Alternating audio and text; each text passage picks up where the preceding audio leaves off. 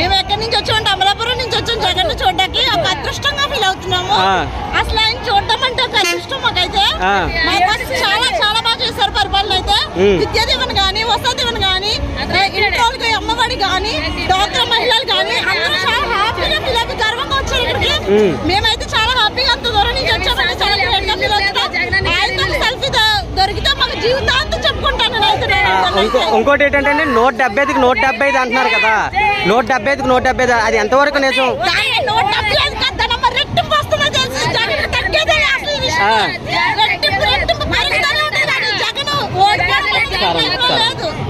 ఇంకోటి ఏంటంటే మొన్న అయితే ఇన్సిడెంట్ జరిగింది కదా, దెబ్బ తగిలి, అది కావాలని వాళ్ళ పార్టీ వాళ్ళు వాళ్ళే చేశారు అంటున్నారు. ఎంతవరకు లేదు?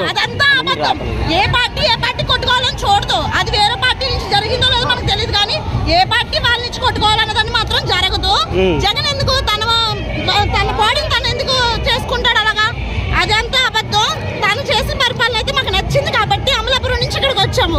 ఇంత మహిళలు ఇంత ముసలి వచ్చారంటే ఆయన పరిపాలన మాకు నచ్చింది. ఆయన 1000 ఏళ్ళు సంతోషంగా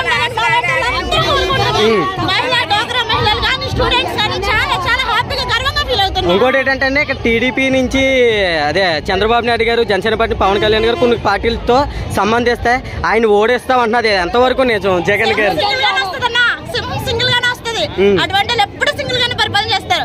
ఎంత మంచిగా చేసుకుంటే అంత మంచిది. వాళ్ళని మనం తక్కువ చేయడం లేదు, మనం తక్కువ చేయడం.